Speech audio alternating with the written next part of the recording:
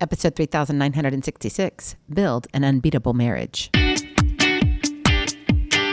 Moms, it's time to rediscover, rejuvenate, and renew who you are in mind, body, and spirit. Welcome to Create Your Now, Your Best Selfie, the show to help you do just that. Here's your host, certified life coach, personal trainer, and nutritionist, Christiane Wargo.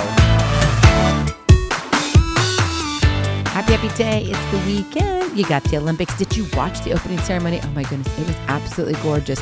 Mesmerizing at times. And maybe you kind of question a few things as to what was going on. But regardless, guess what? It's all about marriage. Are you ready to blend your life together better?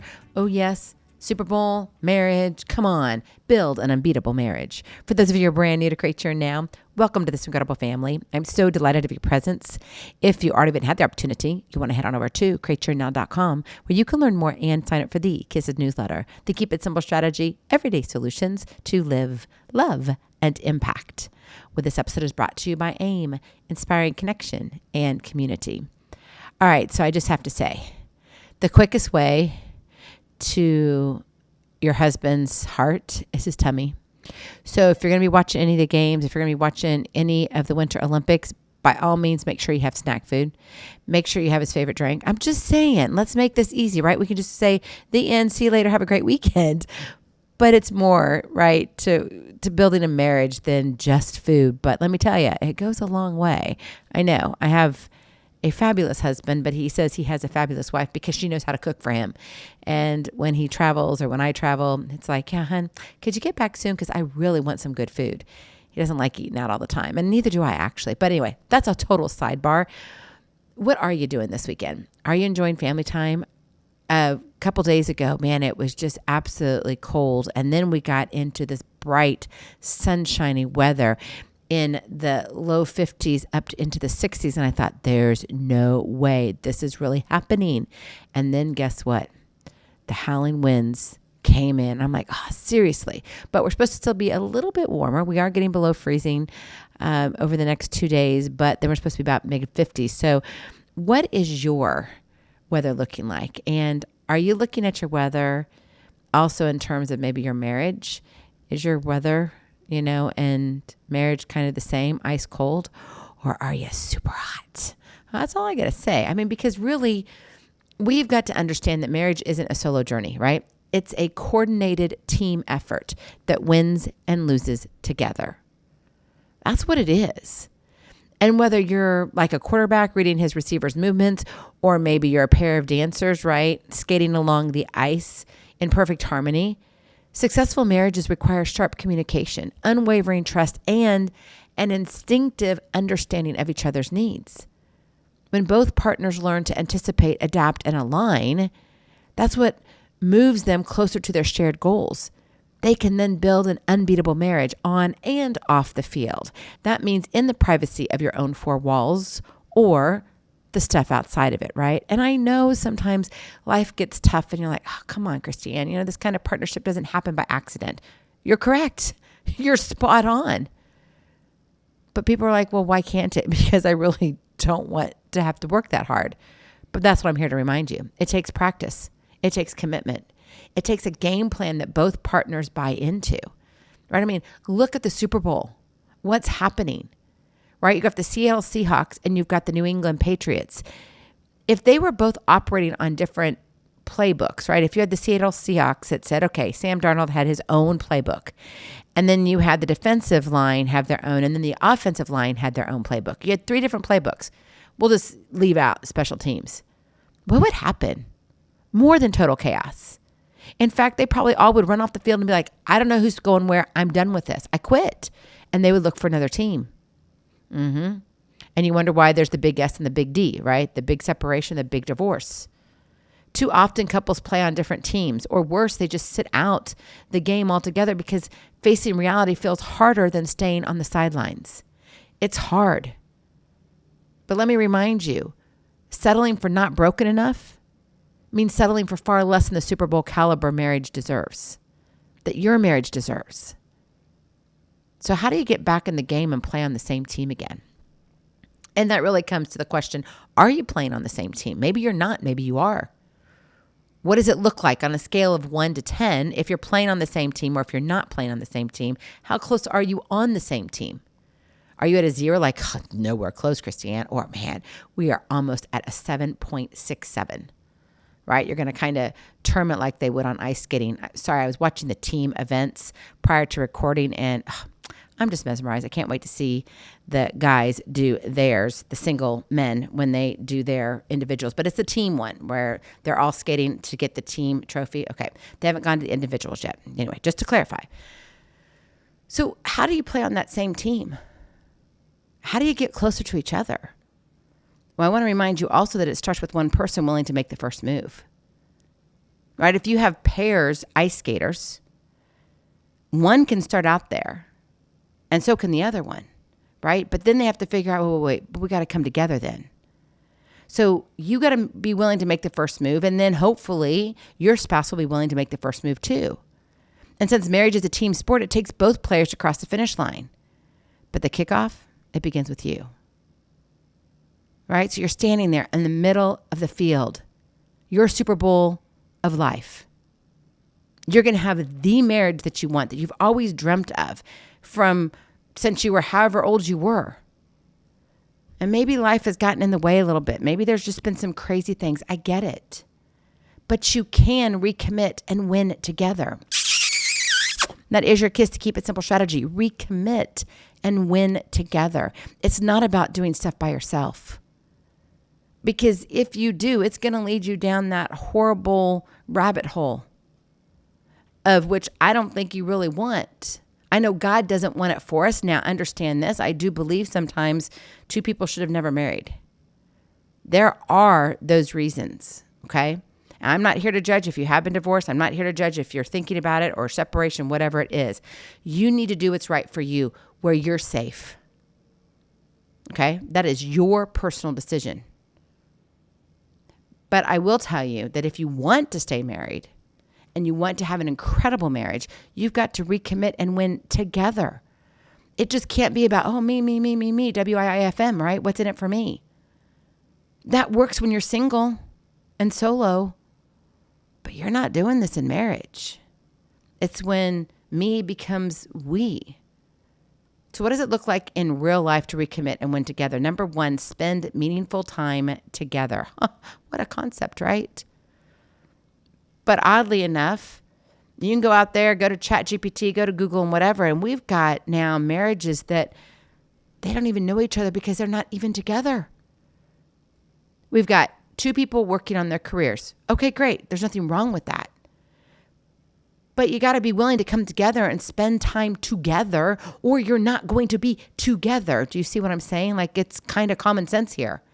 And a lot of people wonder how they end up in mediation before, as they're trying to go through, the separation or divorce, all that stuff, right? And they're like, how did I even get here? Like, I never thought I would get here. Well, did you even spend time together? Like, were you even close to being on the same page? So put those distractions on pause and carve out 30 minutes this weekend. And I would aim that you do at least 30 minutes to an hour every single week for a focused conversation about what matters most. Share your priorities, your feelings, your goals. This isn't just small talk. It's game strategy. You guys have got to be on the same page. Because if you guys aren't on the same page, well, might as well turn in the playbook now because the playbook's not working. Right? You can't be in the same game if you're not on the same team.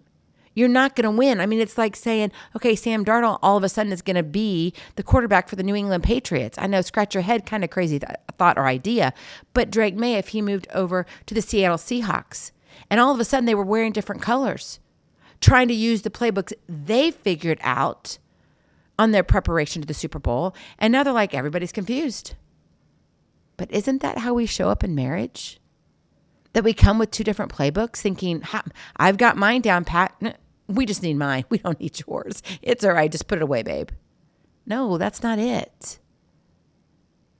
You got to be willing to come together, right? So you got to spend time together, meaningful time together.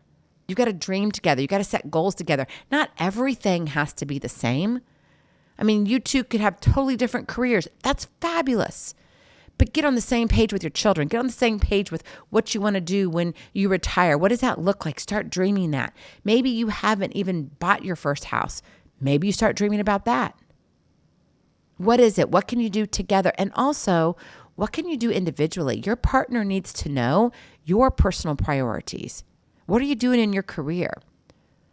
What are you doing with your walk with your Heavenly Father? What does that look like? What are you questioning? What feelings have been stirring up for you this week? Maybe it was a hard week, or maybe something happened with one of the kiddos at school and you're just like all over the place and you just don't know where to begin. Again, this isn't small talk. It's a strategy. It's called communication 101. It'll get you a long ways in marriage. Number 2, listen deeply. Don't just hear words. Tune into the unspoken. Okay, I'm going to say that again because you weren't listening. Don't just hear words. Tune into the unspoken.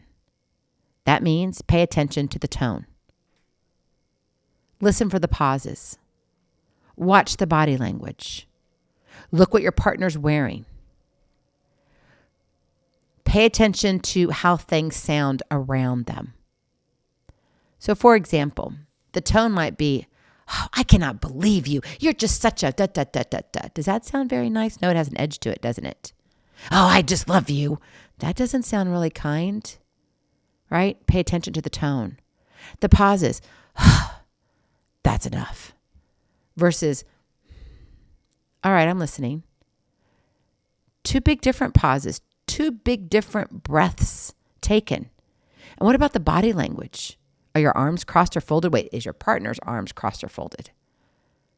Are you talking to them with a wall or 2 or 3 between you? Seriously. I know you think, "Oh, I never thought about that." Exactly my point. When you listen beyond the surface, when you are aware of everything, you're being hyper aware. You understand your partner's playbook in a way that changes the whole game. Now, guess what? Drake May's playing on the right team, the New England Patriots. You got Sam Darnold playing on the right team, Seattle Seahawks. They each have their own playbook. But now, because they're on the right team, things are starting to jive a little bit. It's like, oh, okay. It's very interesting how even a look can change everything. What looks are you being given by your partner? Are they looks of disgust? Or are they all googly eyes for you? Seriously. Listen deeply. See beyond the surface.